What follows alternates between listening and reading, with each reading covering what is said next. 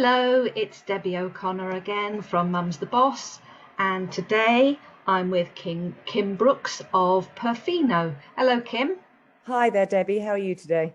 I'm fine, thank you. Great. Want to tell me a little bit about Perfino and what kind of business it is? Of course, yes. Yeah, I founded Perfino about a year ago.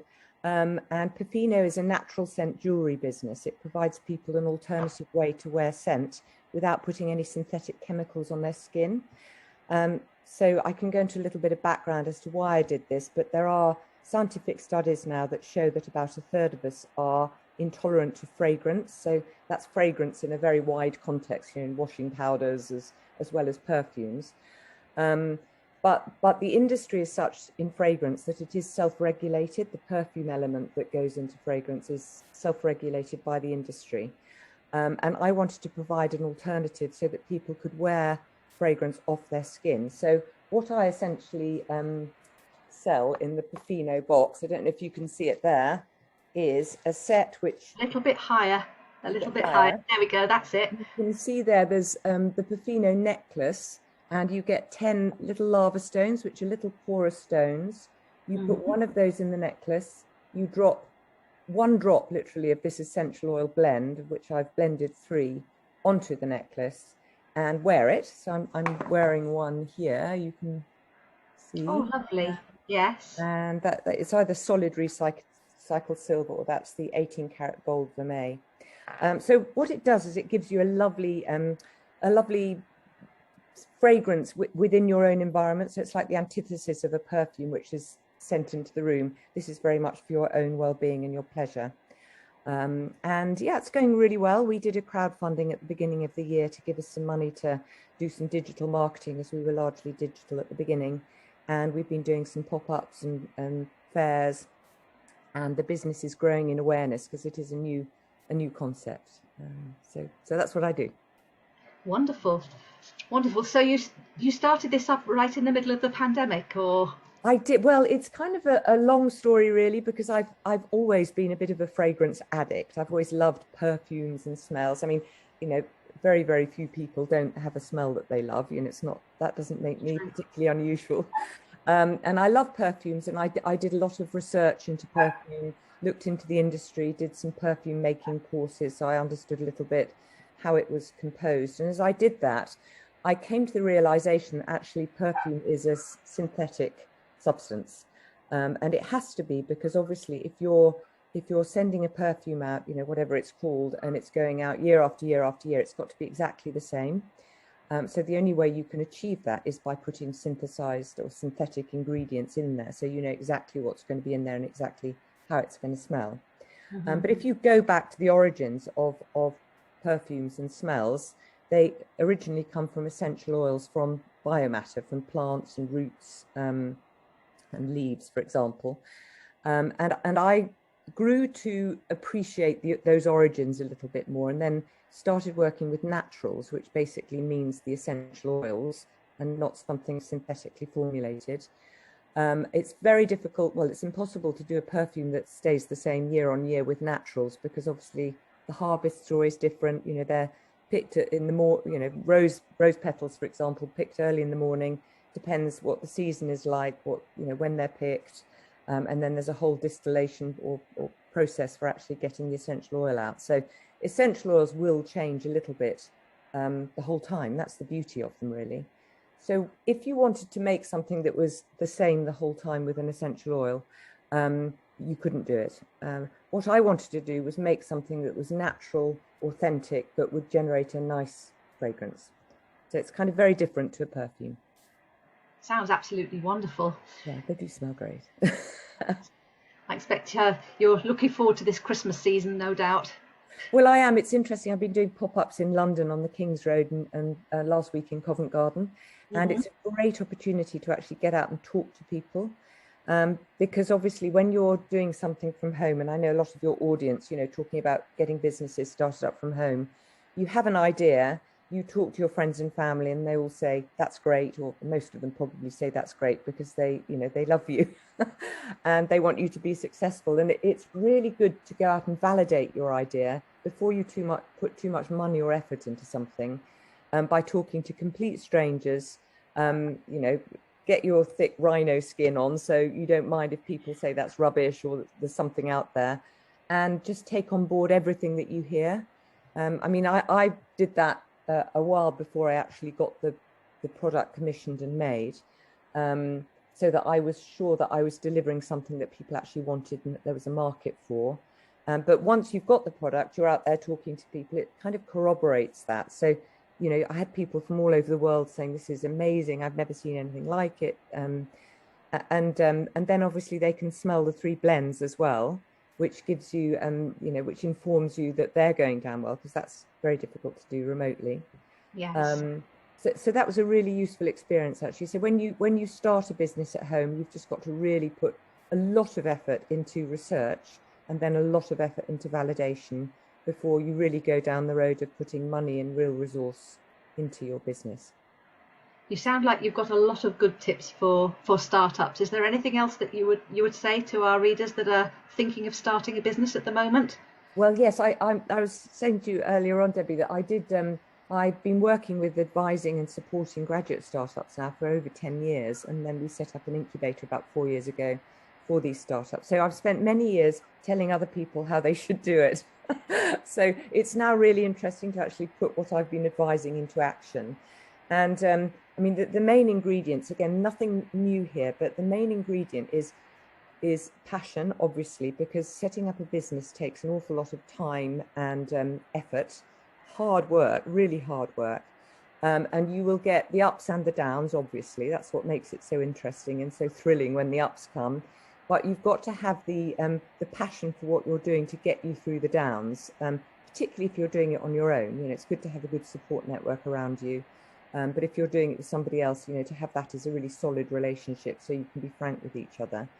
But the passion has to be there. And I think the passion is often driven by doing something that you feel is really meaningful. So meaningful in the context nowadays, and very much for Perfino, that we're putting something out there that is good for the planet and good for people. And again, these are kind of strap lines, almost sort of hackneyed expressions. But if you think about the good for the planet, you do not want to be putting anything out there that you're suddenly going to wake up and say, well, hang on, I shouldn't have that bit of plastic in it, or I shouldn't, you know, the world's got enough of these, or, you know, you want to be really driven by the fact that you're delivering something to the market that, in the case of Perfino, is providing an alternative to a mass industrialized process, something that's much closer to nature and with one drop can provide the smell that, you know, something that's $1 billion industry has sort of been created to produce. But I think also, you know, good for people as well. So you might be doing a consulting business, or, you know, something where you're helping people. So again, you want to feel buoyed up when you go to bed at night, if the day has not been a good day, thinking, hang on, I know why I'm doing this. You know, I believe I'm doing this for good. And that's for good of people and for good of the planet. Apologies for that. Sorry. Sorry. Let me just turn my phone off. Sorry. Don't worry. There we The joy of Zoom. So yes, so I think, you know, the main tips for people setting up a business, you know, there's obviously the research, validation, make sure you're really passionate about it, so your passion will take you through the downs. Make sure you know why you're doing it, that you're doing it for the good of the people and the planet, and you know, and that will make you enjoy it. So, you know, at the end of the day, you want to look back after 5 years or whatever and think, yes, it's been hard work, but I'm really glad I did it, and the outcome has been really positive. You know, even if it hasn't worked, you know, some things don't work and you move on to something else, but you've learned a lot, and that's driven you to the next step in life. They always say, you know, it's not a race, it's a marathon kind of thing, you know, and that's what I found life is. You do something, you lose the bad bits and then move more in direction of the good bits, and you evolve. Always keep an open mind.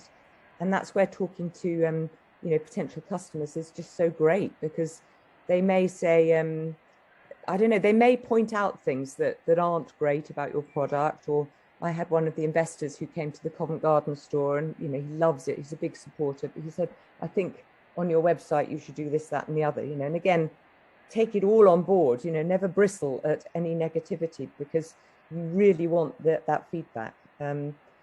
you know, every now and then you'll get one old grouch maybe, and you'll think, well, I completely disagree with that. So maybe wait till you hear it a couple of times and then Sure. sort of think, well, if I've heard it a couple of times, they probably are right, and I need to reassess where I'm going or what I'm doing or how I'm doing it. But on the whole, it's a very fulfilling experience, but it's not an easy option, but it's great. You know, I love doing it. I feel very driven by Perfino. We've got great feedback, and it is a completely unique product, so that drives me forward. Yeah. Do you work directly with the essential oil producers, or where do you get the oils from? So this is another thing I am quite sort of, well, passionate about, really, that I work through an essential oil wholesaler who's a family business based in Yorkshire that Hmm. have been around for generations. Now they work with about 50 sort of farms or producers around the world, because essential oils come from, you know, amazing, intriguing places around the world. Mm. And there's a lot of fakery out there. Again, it's easy to synthesize things these days. You can deconstruct an oil and then reconstruct it just with chemicals. So you really need to be sure that you're getting it from a good source. So my wholesalers in up in Yorkshire, they know, they have relationships, and they regularly visit all their suppliers. So the supply chain, and I trust them implicitly. You know, they're registering to be a B Corporation. Sustainability is very, very critical to their business. They have relationships with all the suppliers, so they know the labour conditions.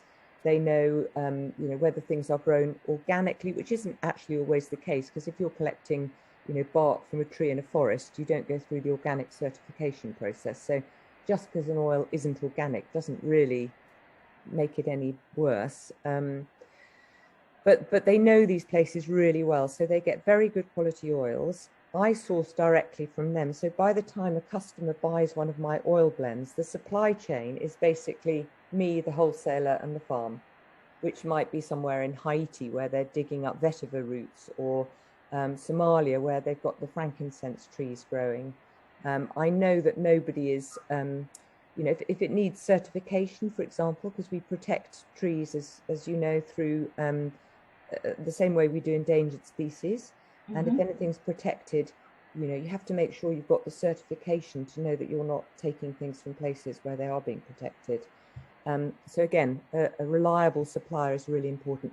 I don't have the time or resource to go to all these places. I would love to, because they are in the most amazing locations. But no, the oils are top quality, and I would work with nothing else, actually. And the same goes for, you know, so again, if you've got a product and you're dealing through suppliers and you aren't able to actually go out to wherever it is, it's really important to have a good, strong relationship with those suppliers, so you can, hand on heart, know where your product is coming from and how it's made. Yeah. Fantastic. Mm. So I think that's a lot of really good and helpful points. So just to finish off, if somebody's listening to this and actually they're very excited by your product, where can they go and get it?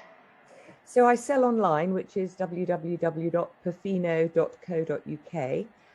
At the moment, I'm not selling through any third-party suppliers. I am talking to, well, Anthropology. We're in discussion about maybe stocking a few sets over Christmas, but that's, you know, that's very much putting the toe in the water kind of thing. So mainly it'll be online. I'm going to be at the Spirit of Christmas Fair, which is the 1st to the 7th of November in Olympia. So if anyone is local to London, that will be a good opportunity to actually come, and I'll be there every day, and you can smell the oil blends.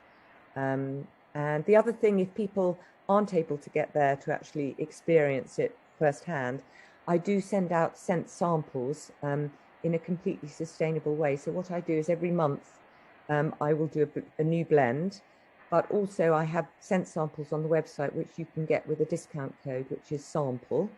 And it's just a blotter card with a sample of oil on each of the corners, put into a compostable cornstarch envelope, put in a little envelope. So you get it, you smell it, enjoy the fragrance for as long as it lasts, and then you compost it. So that's another thing that I've done that really goes against what normal perfume samples are, for example, in those little glass vials, which are quite difficult to pull apart and really, you know, really properly recycle. So Yeah, sustainability is a big driver for Perfino. And again, I wouldn't be comfortable bringing out a product if everything isn't in it wasn't wasn't completely sustainable and good for the planet, like I was saying earlier. That's really lovely. So, okay, thank you very much for your time. And anybody that's watching this, go and have a look at www.perfino.co.uk. Did I get that right? That's right, yes. Thank Wonderful. you. Lovely. Thank you very much. Thanks a lot, Debbie. Bye.